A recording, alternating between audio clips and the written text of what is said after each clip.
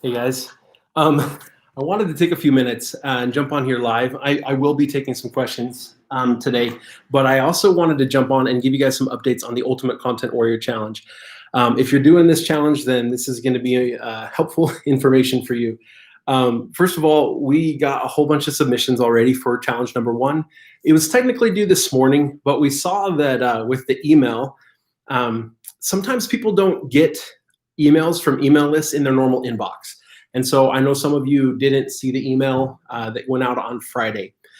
First of all, make sure that when you're expecting an email from us, you check your spam folder, check if you're on Gmail, check that promotions tab. If your email inbox is doing anything to filter out emails, make sure you go do a search. You will be getting an email from us if you signed up for the challenge. You're going to want to check those emails because those are going to tell you when each challenge starts. Now, for the rest of the month of January, the plan is to send out a challenge every Monday and every Thursday. So the first challenge was last Friday and was due today, but now challenge number 2 is up live on the website, and an email will be going out shortly. Hey, Chris, it's good to see you too. But an email will be going out shortly to let everybody know, everybody that signed up. But again, I wanted to jump on here and let you guys know about this. Now, to see what the challenges are, if you haven't seen the email, can't find it, whatever, go to incomeschool.com/UCW-challenges. It's going to take you to this page. Ooh, this nifty page. Each challenge will have a little video. You'll watch the video for your track, and it'll tell you exactly what to do. It'll tell you what to submit and when to submit it. So make sure you go check out that page, maybe bookmark it, come back to it every Monday and Thursday so that you can find out what your challenges are. I'm trying to think if there's anything else. The other thing that I wanted to let you guys know about was the leaderboard. Now, as of right now, we're still scoring the first challenge. It's going to take a lot of work for us to get through all of these challenges. But we are going to get it done. As soon as the first challenge is fully done, we will post the scores. There'll be a ranking, one for the blogging track and one for the YouTube track. It's embedded here on the website at incomeschool.com/UCW-leaderboard. Again, you'll be able to see it there. It'll be there embedded on the site. You can scroll through, you can find your name. You can click on the little tabs at the bottom to see in each challenge how we scored your article. We're taking the time to try to write, to give you scores in for various criteria, as well as to write comments as often as we can to give you a little bit of feedback on what you submitted. So it's all going to be there for you to be able to find. So as of right now, we're still going through and scoring these. So the rankings aren't going to post until we're done with everybody for the first challenge. Now, one more thing on the first challenge. If you didn't get to submit it before this morning because you didn't have an email, you are in luck. We've opened that form up for another 24 hours. So until tomorrow afternoon at 4 p.m. Mountain Time, so actually it's more like 25 hours, you can go ahead and submit that first challenge if you didn't get around to it yet. But going forward, they're just going to be doing their due. So there you go. Now I want to take a few minutes, and again, I'm happy to answer questions. I want to focus on the UCW challenge, the Ultimate Content Warrior Challenge. By the way, this is super cool, guys. I don't know if any of you guys have ever watched like wrestling or UFC or anything like that, but it's pretty awesome belt there. I want to talk about some of the things that we're learning as we're going through and just looking at lots of people's YouTube setups and a lot of people's different blog posts. So I've scored several of both. So let me talk briefly about blog posts first. This challenge was about formatting blog posts.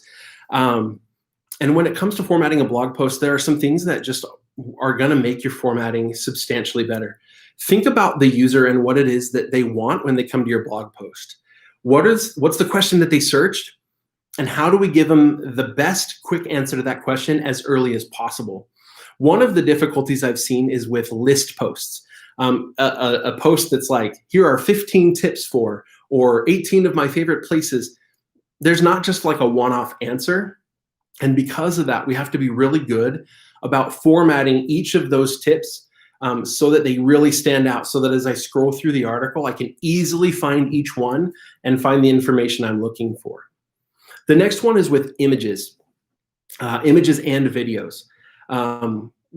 It's great. It's important.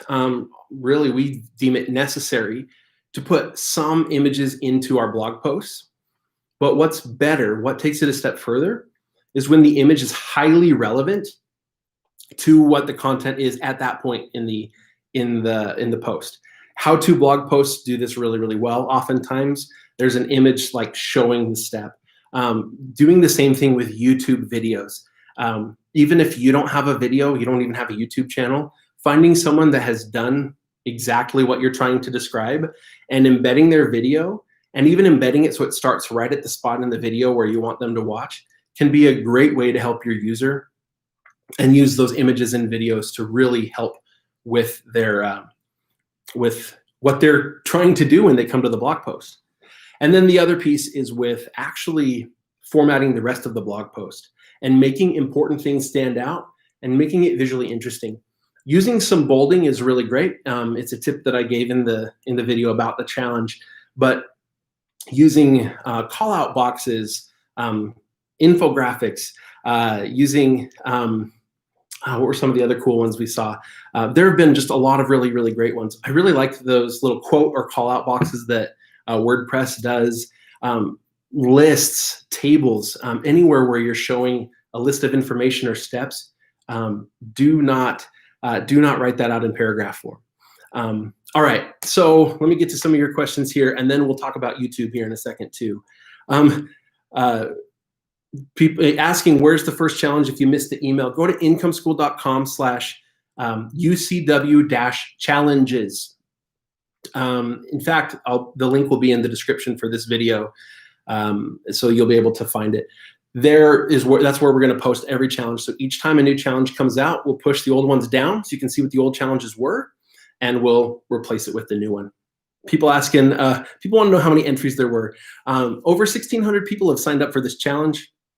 We had almost 600 of those people submit an entry by the deadline this morning. I expect several more of you will probably do the same if you missed that email the first time around.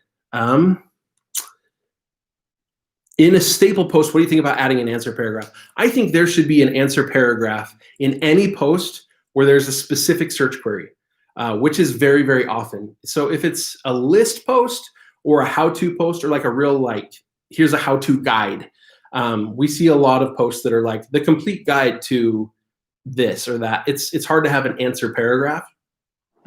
And in those cases, I like to have a short segment that lets people know that here's the information I'm about to provide for you, and then really make each of those individual steps or items in the list stand out. But anytime there's a specific search query, start off that blog post with an answer paragraph. Where do we get our images from? We use 123rf.com.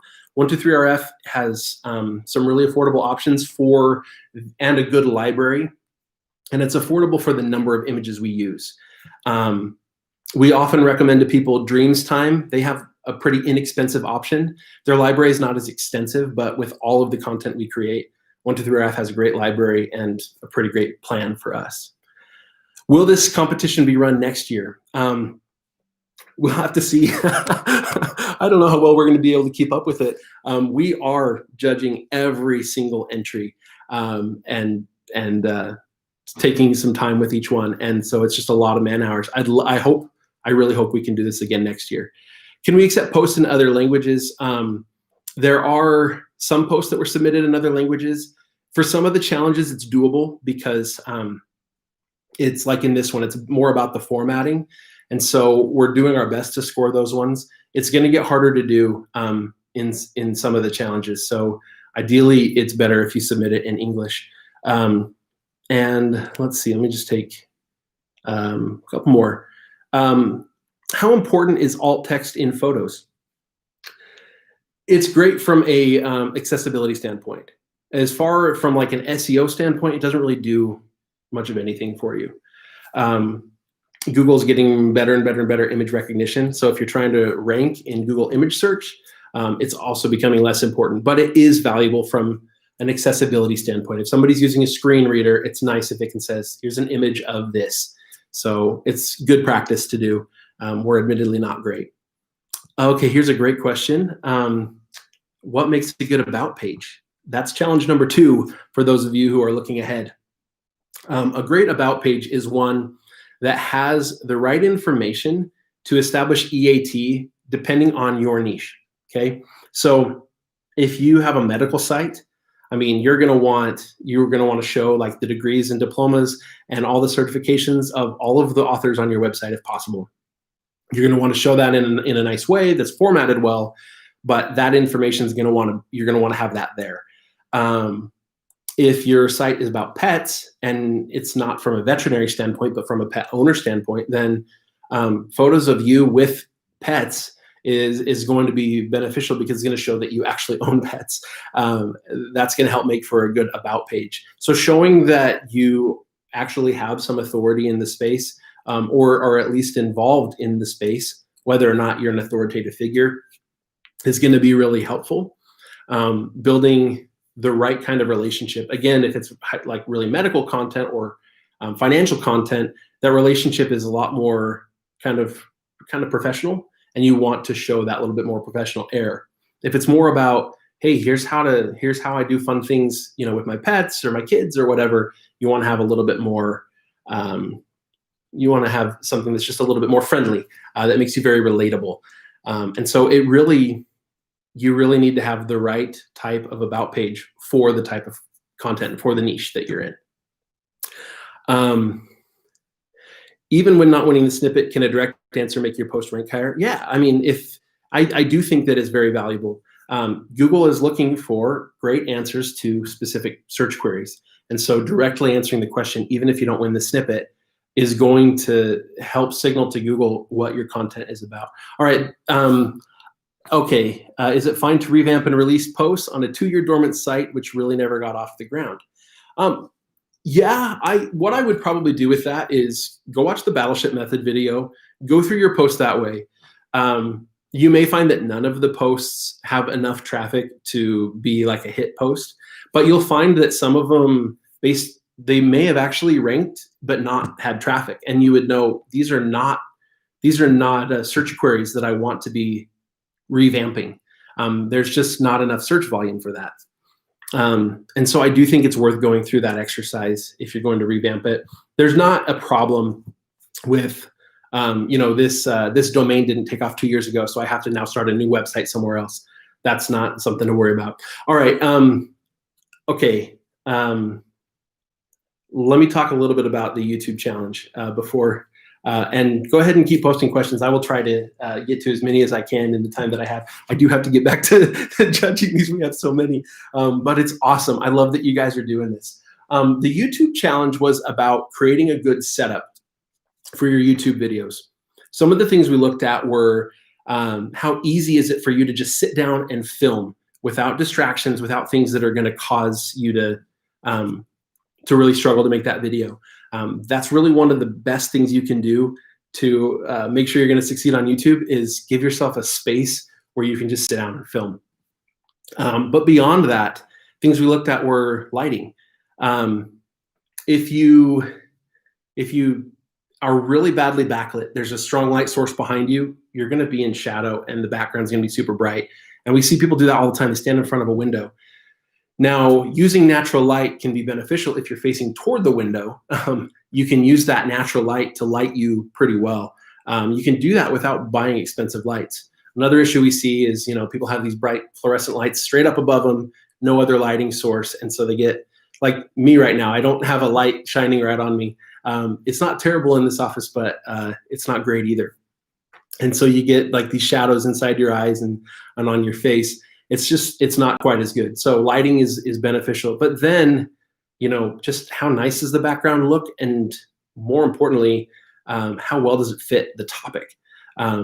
Does your setup actually make sense for the topic? So I want to go for a little bit of a walk here to illustrate a little bit of what kind of makes for an ideal setup. Now, obviously there's no expectation that everybody's going to have like the most ideal setup. Most of you guys are just getting started. I have to walk outside to get to the other side of the office.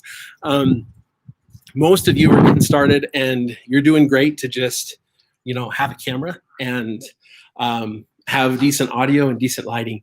And that's great. Just start where you are. But an awesome thing to work toward would be an office here, like what Anna's got set up. This place is great. Here's Anna. And we're going to have Anna take us on a little bit of a tour of this is my office. I am so blessed to have all of this space to work with for my channel, Content Warrior, and then our other channels as well. But this office is super nice is because, of course, it dubs as my office where I work, but we also have a couple different backgrounds we can use here. So this is what I call my main background, and that consists of course, I have my ring light set up right here. I have a tripod ready to go, and then I have a camera that I can just put right on there whenever I'm ready to record.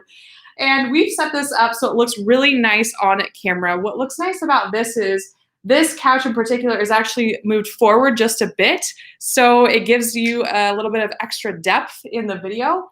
And then we've got all of this nice texture in the behind the scenes here. We've got all these different items that add to the video, but also add interest to the video. I also have another very simple background over here. So if you have some space, you can create a few different backgrounds. It doesn't have to be all of the same. This one is cool because we've got this brick wall back here, which, can I let him on a little secret? Yeah. This is actually wallpaper, but it adds some great texture as well. Got this nice little fireplace piece, some artwork, a couple different pieces that just add interest but doesn't distract the viewer, distract them from what you're actually trying to say in your video. Yeah, and I like how even here at the desk setup, you know, we've got some pieces here. You know, we've got this like calendar thing on the wall, and you got a nice lamp and stuff. So being able to just, you can still sit down at your desk, turn face away from the computer and look at the camera and have just a nice setup at your workstation. And so in this room, you can film there, you can film there, you can film, I mean, you could film in that corner if you wanted to, but you can definitely film in front of the fireplace. And I like that the fireplace setup, it can work as a seated setup, but it can also work standing. I like to be able to do some video standing. I'm more comfortable standing when I'm on camera, and so I love being able to have that kind of setup. Right. And then another cool thing about this room is, of course, if you have the natural light coming in, if you have a nice sunny day, you can have that coming in. But I like to close the blinds a lot and then just use my own light. I have that ring light. And then we have these little lamps over here, which actually add some nice extra lighting within the video. It's like a little accent light. Like it's not lighting your face or anything in particular. It's just kind of there, but it adds an accent. One thing that, you know, I would have thought originally is that having all that on the background would be kind of busy behind your head, you know? But when you're distanced a little bit from the wall, and you can kind of blur the background a little bit, just a little, the texture actually adds a lot to the video rather than just having a plain colored wall. That said, in Nate's office, sometimes he uses a plain colored wall and just shines a light up on it, and that works awesome too. So depending on what your niche is, what's the ideal setup could be different. But I think what's awesome, yeah, and you can put some cool little knickknacks up there that are like relevant to the video, kind of little Easter eggs. That can be kind of fun to do too. I'm going to show you guys a couple others. Thanks, Anna. Hi, thank you. I want to show you guys too. You know, Nathan has a channel all about WordPress. And so in here, he just kind of has some different motifs. Got this artwork on the wall. And so this is a cool spot here in the corner with some plants. Believe it or not, we actually did a lot of this setup on a bit of a budget. And so it doesn't have to be super pricey to set this kind of stuff up. These shelves, these are shelf brackets with literally just 1 by 10 boards, like from the hardware store. And then a lot of this stuff is just, I mean, yeah, fair amount of it, even secondhand. Jim's wife, Emily, is just awesome with decor, and she just went to town. We gave her a budget, and and like Nathan has this cool like elephant motif. You'll find elephants all over the place here. So we got a lot of rooms that are set up. Oh, and speaking of like being relevant, making your backdrops really relevant. This is a room that is mostly used for the Backfire YouTube channel. We have this, you know, wood wall. We've got just the decor fits.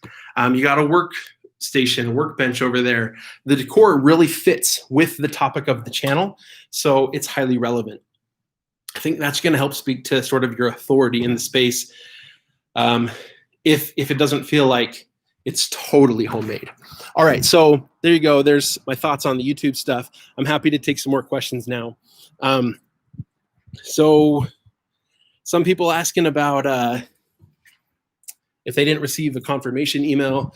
I don't think that was an issue. I think that, well, I think if you submitted your email, it's auto-confirmed.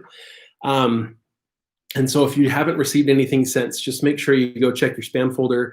Make sure you go check your promotions tab if you have, if you're on Gmail or something that tends to sort out some of your emails. Let's see. When will the leaderboard be available? It's going to be available as soon as we get through judging each challenge. So what I don't want to do is put them up there as we go, and then somebody see themselves near the top, and then throughout the day they see themselves like moving further down because we just haven't finished judging it yet. So as soon as we're done judging each challenge, the leaderboard will be populated with everybody from that challenge. It might be as late as Thursday when the next, we will definitely have all of these judged by the time the next challenge is due. How can you be considered an authority if you're just interested in the topic of the website?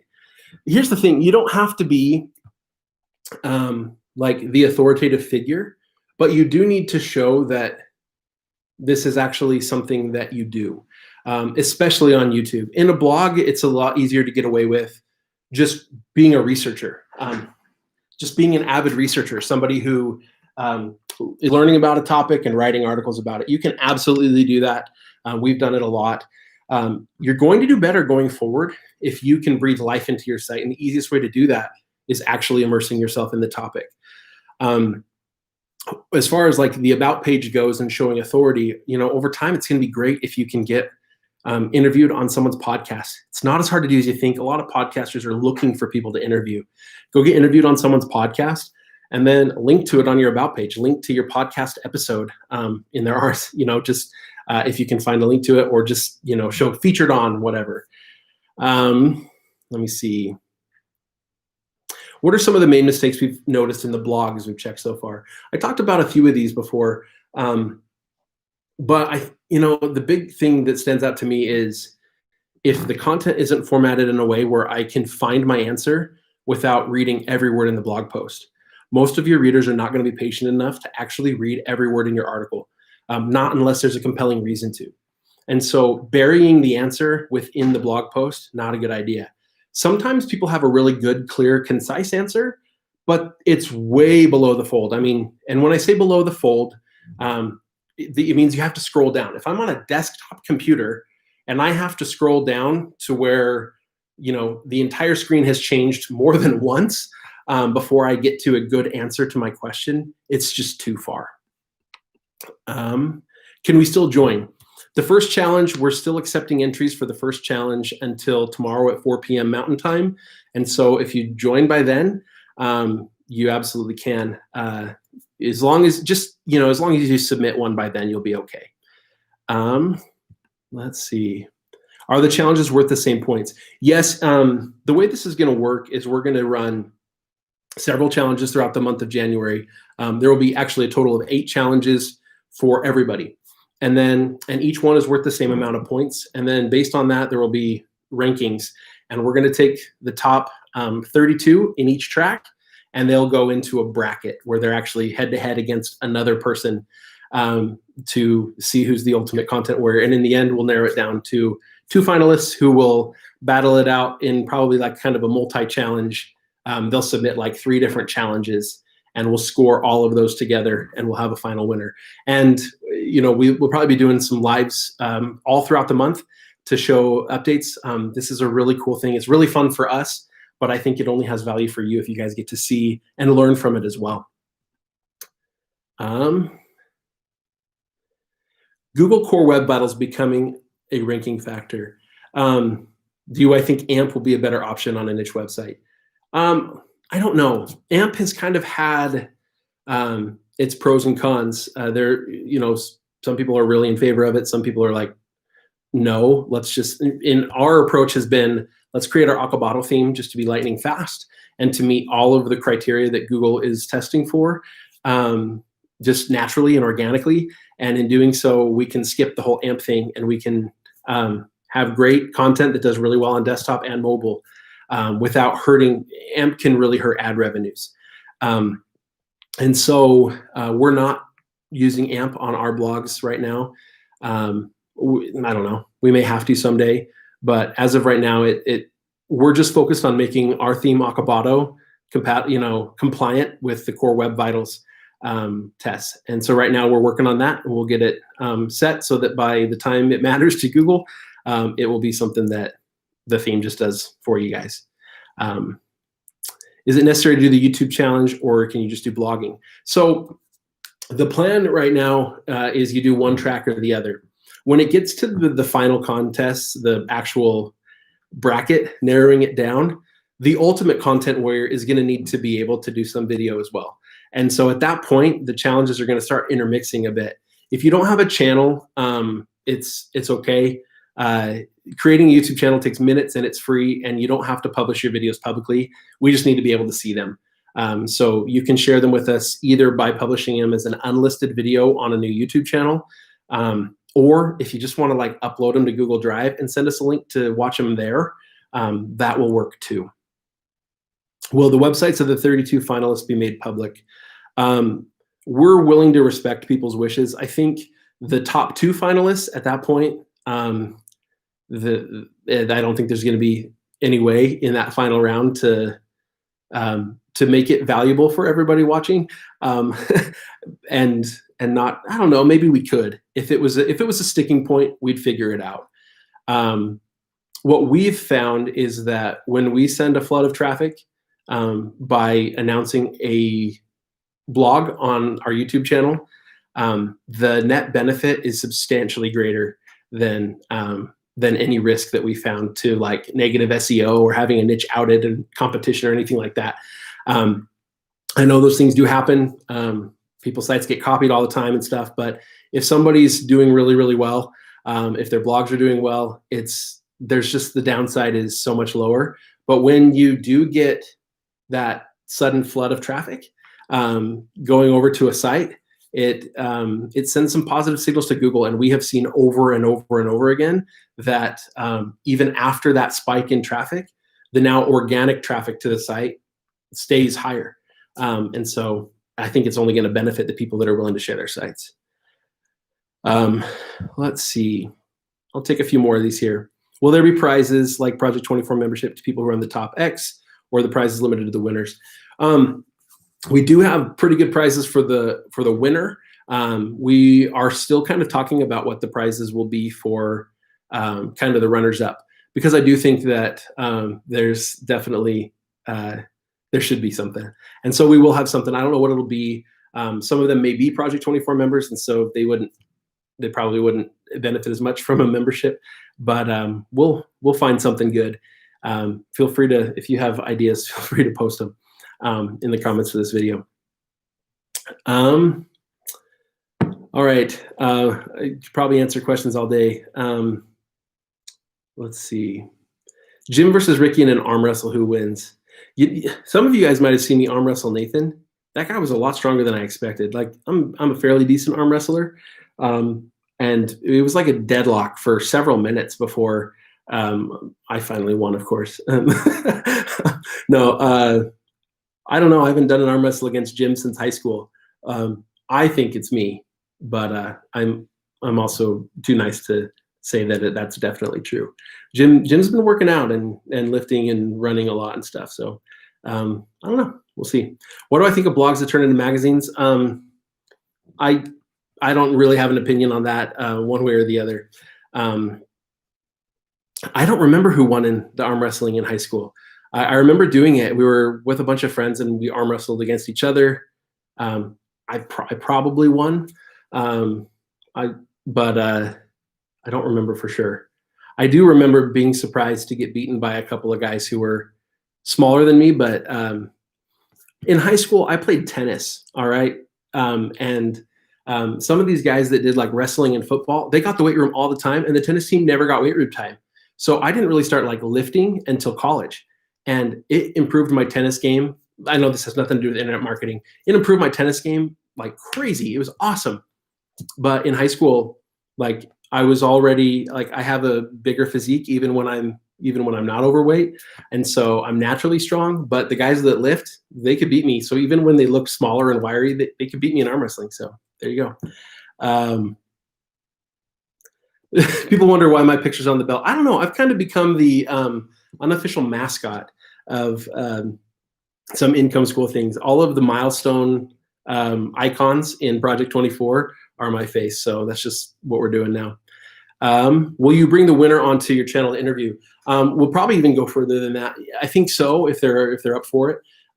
We plan to have them work with us to create a new course for Project 24 based upon the skill sets that they have. Is Project 24 good for the mom blog space? Honestly, I think pretty well independent of topic. Project 24 is going to teach bloggers things that are going to help them be substantially more successful.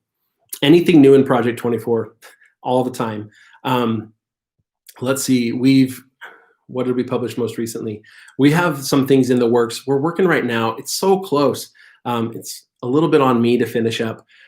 We've been working on this course about creating your own courses and info products that I think is going to be really beneficial. We have one in the works on affiliate marketing and a really cool tool that we're developing for Project 24 members to help them do affiliate marketing on their blog. Will Margin My Income School come back? I don't know. We started a lot of projects earlier this year with specific goals in mind. And the ones that had the most benefit are the ones that we continued with as we started to, as we basically had to prioritize more what we were going to do. Will this live stream include any outdoor activity? It's pretty rainy out here now. So probably not. Maybe I could go jump in a puddle here. I might have to do that for you guys one day, jump in a big old puddle. When is the new design version of Aquabato coming out? The plan, this is a great question. Will there be a lot more design options? We've been working on it. We have designs ready. It's going to be cool. I don't know when it's going to be done. Development work is always taking us a lot longer than we expect it to.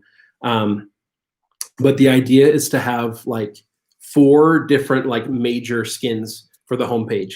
So depending on the style of your blog, and then more customizability from there. Beyond that, we're going to have some special designs for other pages, sales pages and about pages and stuff. So you'll be able to do a lot more cool customized things. So everybody using Aquabato won't have a site that all looks pretty much the same. If I use do follow links for Amazon, I missed that one. You've asked this a few times, so I'm gonna go ahead and try to take it. Links like listing 10 items in a list post, will my articles lose the top ranking position? I don't think that's having much of an impact on SEO. It's one of those things where it's like, if everything else was equal, you and another blog post they were equally perfect, and yours used do follow links for affiliate products, then it might have an impact. It's one of those kind of ranking factors. It's good practice to do all of the technical SEO stuff. For affiliate links, you should be using the sponsored tag, relative sponsored. But if that's something you're not sure how to do and you're just creating the tags, then that's fine. Our new affiliate plugin that we're working on, the intent is to have it do that for you. So if it's an affiliate link, it'll just do it that way. Why is Aquabato better than other themes? Frankly, Aquabato is designed completely different than other themes. Aquabato is designed to be fast, to score well on all the page speed scores, as long as you don't overly change it with lots of plugins and CSS, bog it down with other things. It's also intended to be very simple to use. So somebody who's new to blogging can set it up in a short amount of time and it won't look crummy. There are a lot of themes that are very customizable, but unless you take the time to really customize them, they look like trash. And if you don't have a great eye for design and you're not very technically savvy, it's hard sometimes to take those themes that can look amazing and make them not look really bad. And so that's what we built Aquabato for. It's certainly not the theme for everyone, but it's a really good one, I think.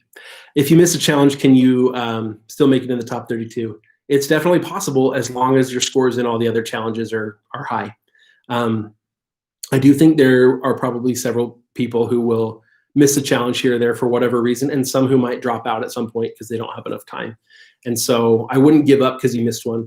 Also, I think this is going to be a great learning opportunity for everyone who participates to look at aspects of their content creation that they don't already think about. A lot of times we jump in, we write a blog post, we're focused on a handful of things, we write our blog posts, we get them out there. This is going to force you to look at your content creation from different angles. And so if you miss a challenge, I would suggest still going back, watching the video for that challenge, and challenging yourself to do that thing, even if you're not going to get a score back from us. All right, guys, I wish I had a bunch more time, but I got to get back to scoring. It's a lot of fun to talk to you guys. I plan to jump on here as often as I can, especially over the next month, to answer questions, help you guys through this challenge, and help you guys on your journey to create awesome content, whether you're blogging, YouTubing, both podcasting, whatever it is you're doing. We're here to support that. We're all about helping people build a business and support themselves and their families. It's a crazy world out there, and a lot of people struggling right now. So anyway, so keep after it. You guys got this. All right. Well, take care. We'll see you guys next time.